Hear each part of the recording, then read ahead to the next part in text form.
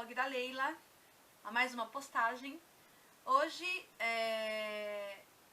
de certo ponto, também vamos falar sobre questões políticas, mas com uma literatura da qual eu gosto muito. Vou falar de uma escritora que eu gosto demais, que eu tenho uma profunda paixão pela escrita dela, pelas coisas que ela fala, pelos assuntos que ela aborda.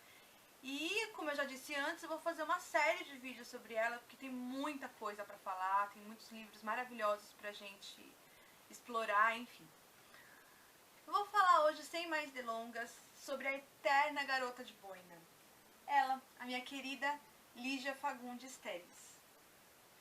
A minha diva da escrita, do mundo da escrita.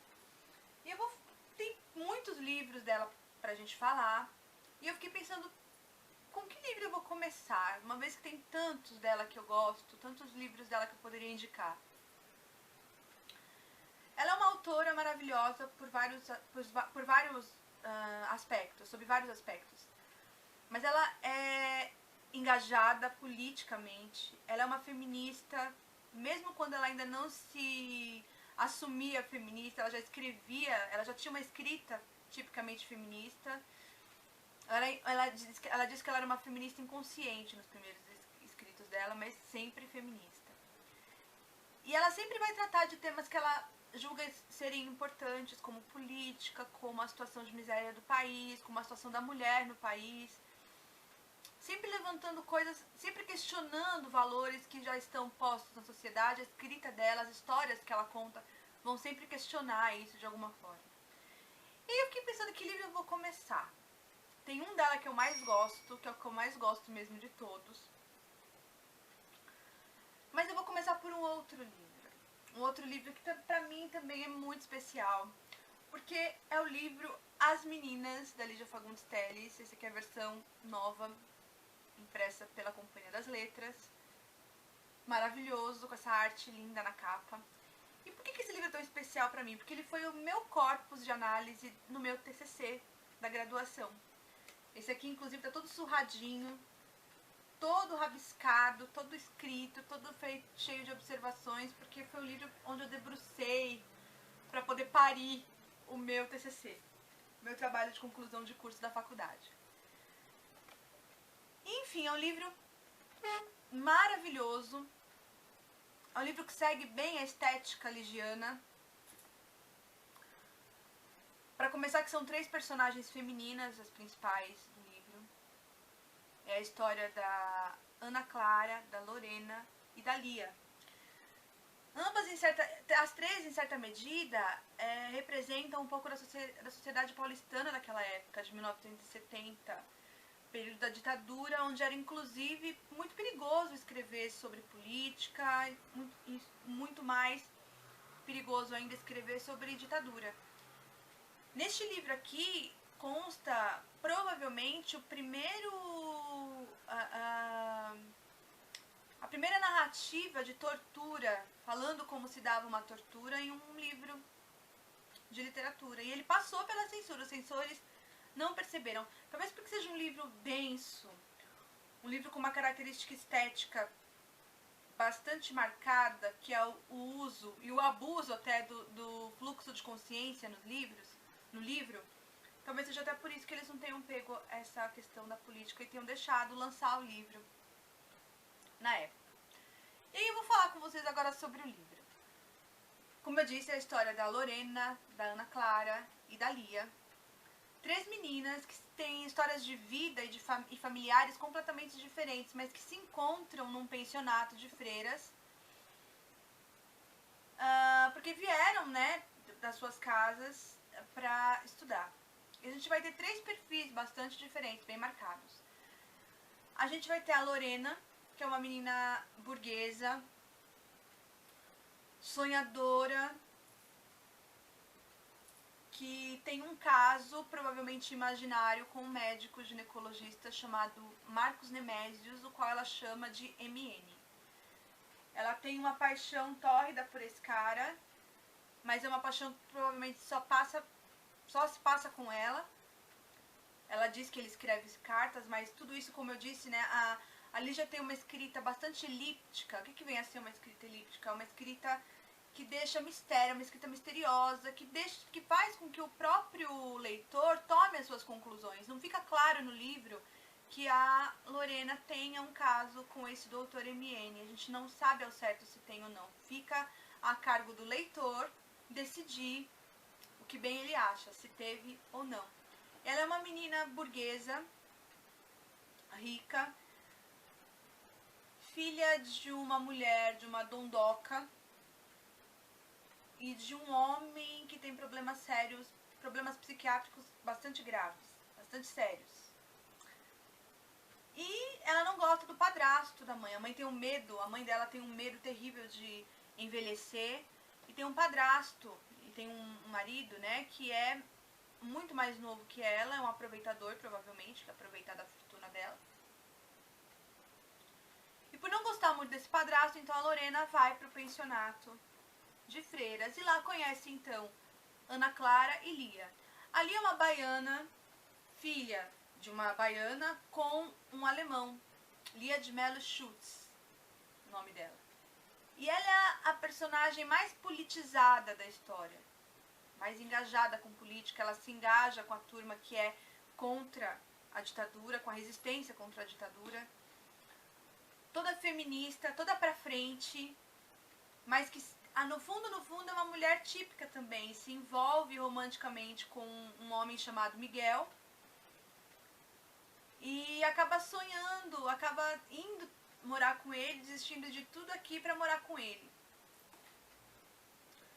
Tem também a Ana Clara, que é uma menina que veio da pobreza, ela é modelo. E é uma menina que veio da pobreza absoluta, da miséria total e absoluta. E ela acaba se envolvendo com um namorado que usa drogas e, por conseguinte, ela também acaba se viciando em drogas. É um livro, gente, que a princípio, nos primeiros 2 capítulos, principalmente, tudo fica muito confuso. Porque nos primeiros 2 capítulos a gente conhece o mundo e a gente conhece as meninas através da perspectiva da Lorena, que é cheia de julgamentos. Ela julga todo mundo a partir do mundo que ela vive. Ela julga a Lorena, ela julga a Lia, ela julga a Ana Clara a partir de um mundo que é o dela. Então ela é cheia de reservas, ela é cheia de julgamentos quanto às meninas. E a primeira parte do livro é um fluxo de consciência da Lorena, mostrando o mundo, mostrando as meninas sob a sua perspectiva, sob a perspectiva de vida da Lorena. Isso é meio confuso no começo, porque é uma confluência de fluxos de consciência, né? Tem o fluxo da Lorena, daqui a pouco o fluxo da Ana Clara, que os fluxos de consciência, os pensamentos da Ana Clara, eles são confusos demais, porque na maioria das vezes ela tá falando e tá drogada. Ela tá dopada enquanto ela tá falando. A mais pé no chão é a Lia, com certeza. Todos os fluxos de consciência da Leão são fluxos de consciência mais claros, porque ela não viaja muito, ela não é romântica, ela tem os pés mais no chão. Ela não é romântica também até a página 20, né? Mas é um livro, sobretudo, pra gente conhecer um pouco. Eu acredito que a Lígia, quando escreveu o livro, ela quis mostrar as camadas, os estratos sociais das mulheres daquela década. Da mulher forte, decidida, guerreira, feminista, politizada. A mulher de classe alta, no mundo da lua, dondoca, ciente das coisas que acontecem lá fora, mas que ao mesmo tempo não visa se envolver, não quer se envolver com nada disso. E a porra louca da Ana Clara, no caso, que é completamente maluca, traz uma experiência de vida muito triste, né? Uma experiência de passado muito pobre, muito miserável, onde ela sofre abuso sexual, onde ela sofre abusos de toda sorte, e isso traz, evidentemente, muitas consequências para a vida dela. Tanto é que o sonho da vida é que ela se case com um homem rico, com um homem muito rico, aproveitar da beleza que ela tem, casar com um homem rico e esquecer a pobreza que ficou para trás. Ela percorre esse sonho o tempo todo e ela irá fará qualquer coisa que tiver ao alcance dela, inclusive uma cirurgia para reconstrução de ímen, por exemplo. A Lígia é tão pra frente, é tão à frente do tempo dela, que no mundo, em pleno 2015, quando falar de ideologia de gênero, quando falar de homossexualidade, ainda é um tabu, ainda tem que se quebrar essa barreira. A Lígia já falava de homossexualidade no livro dela, porque a Lia de Mello Schultz teve um caso homossexual. São muitas ideias, é um livro ideologicamente muito forte, tem muita apelação ideológica, no sentido de muito apelo ideológico, na verdade, na função de questionar o papel da mulher na sociedade. O tempo todo ela lança essa crítica, ela lança esse olhar do papel da sociedade, inclusive no tempo da guerrilha. Porque as mulheres, ela diz aqui, a Lia, naquele lugar da guerrilha, ficava destinado ali às mulheres o cozinhar, basicamente o cuidar de casa. As reuniões para tomada de decisões eram todas feitas pelos homens, num ambiente onde pregava-se a igualdade entre os gêneros.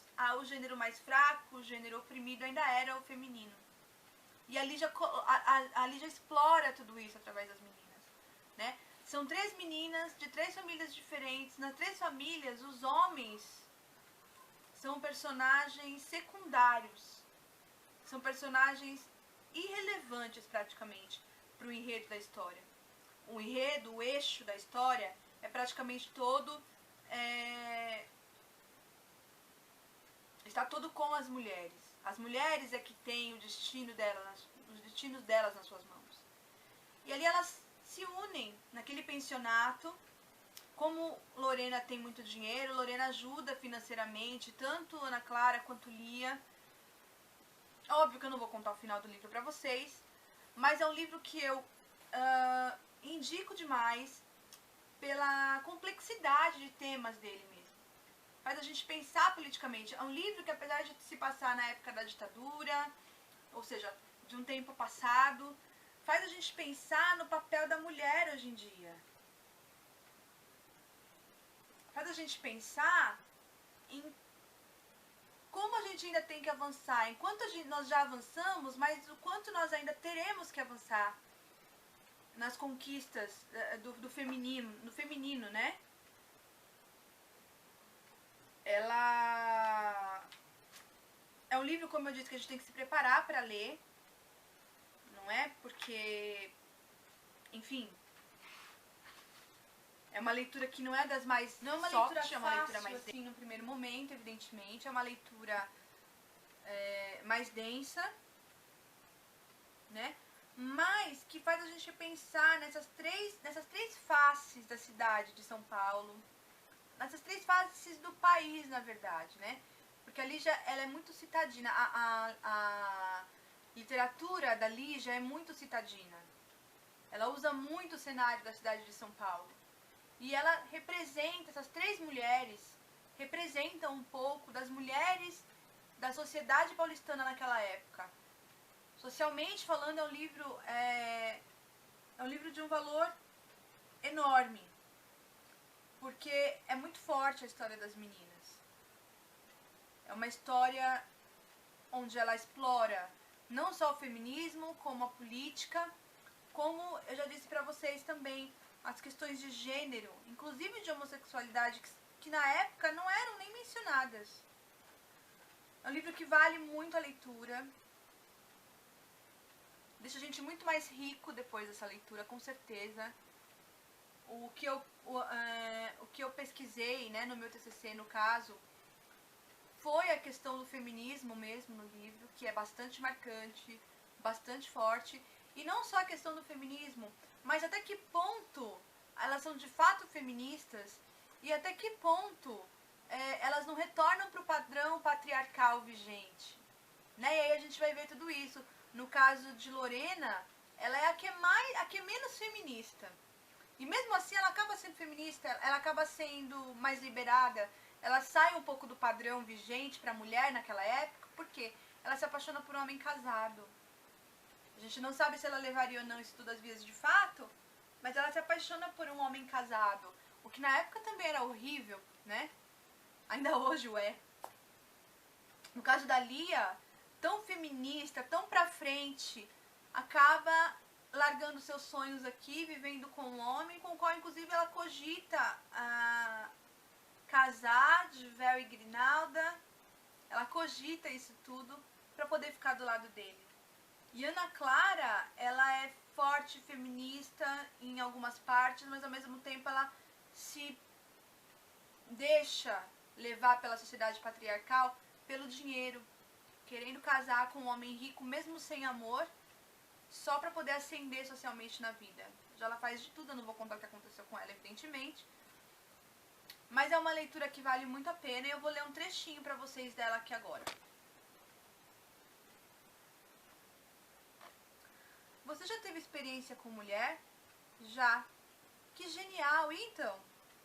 Não sei o que você quer saber. Digo e fico rindo por dentro, porque sei muito bem o que ele quer saber. Nada de extraordinário, Pedro. Tão simples. Foi na minha cidade. Eu ainda estava no ginásio. A gente estudava junto e como nos achávamos feias, inventamos namorados.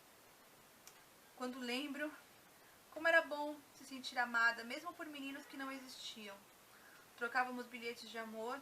Ela ficou sendo Ofélia e eu era Richard, de olhos verdes e um certo escárnio no olhar. Oh, como ela sofria com esse escárnio, mas era preciso um pouco de sofrimento. Não sei bem quando o nome dele era Richard, como o nome de Richard foi desaparecendo e ficou o meu. Acho que foi numa noite, botei um disco sentimental e tirei-a para dançar. Me dá prazer? Me dá o prazer? Saímos rindo e enquanto a gente rodopiava, qualquer coisa foi mudando. Ficamos sérias, tão sérias. Éramos demais envergonhadas, entende? Nos abraçávamos e nos beijávamos com tanto medo. Chorávamos de medo. Você era feliz, Rosa? Passou a mão no seu queixo forte. Foi um amor profundo e triste. A gente sabia que se desconfiassem, íamos sofrer mais. Então era preciso esconder nosso segredo como um roubo, um crime. E por aí vai as coisas que ela vai contando pro Pedro a respeito desse relacionamento que ela teve. Imaginem vocês, em 1973, falar-se sobre homossexualidade, principalmente homossexualidade feminina. É muita quebra de tabu. É muita quebra de tabu falar sobre um pai que se mata por problemas psiquiátricos. É muita quebra de tabu falar sobre a mulher que não quer envelhecer, que tem muito medo de envelhecer e que acaba sustentando o amante mais pobre para se sentir melhor com a sua autoestima. É muita quebra de tabu falar sobre uma modelo bonita que se acaba nas drogas e que tudo que quer na vida é casar com um homem rico para esquecer da miséria que ficou para trás. Tudo isso numa cidade efervescente como São Paulo, na década de 1970, sob o regime da ditadura e falando de toda a resistência da ditadura que houve para a época. É muita quebra de tabu, gente. É uma obra genial da Lígia Fagundes Telles, é uma obra grande, né? Uma obra grande, uma obra maravilhosa que eu indico muito para quem quer saber um pouco mais sobre São Paulo na década de 70, para quem gosta de literatura citadina, né, de uma coisa de cidade, com aquele envolvimento, com aquela ação de cidade, né? E para quem gosta de entrar no pensamento das pessoas, porque é isso que a Lígia permite pra gente quando ela abusa do fluxo de consciência. Ela faz com que a gente enxergue, com que a gente consiga ver o que de mais íntimo tem nas personagens, que é o pensamento delas, é o que elas pensam, o que elas estão ali sentindo. A gente consegue, como leitor, ter a ideia do que é. Bom, pessoal, eu espero que vocês tenham gostado do vídeo de hoje. É um livro que também vai falar sobre política, e por isso também eu estou indicando, porque é de uma época da ditadura, mas tem gente pedindo ditadura, então é bom para vocês verem aqui também o que acontecia no tempo da ditadura. Espero que vocês tenham gostado do vídeo, principalmente os meus alunos que estão se inscrevendo no canal, que vocês deixem aqui embaixo um joinha, inscrevam-se no canal, comentem o vídeo, façam perguntas, vamos colocar isso para ser mais interativo. E curtam também a página do canal no Facebook, www.facebook.com/canal da Leila. Deixem suas sugestões de leitura para serem resenhadas, caso as tenham. E é isso aí. A gente se vê no próximo vídeo. Beijo. Tchau, tchau.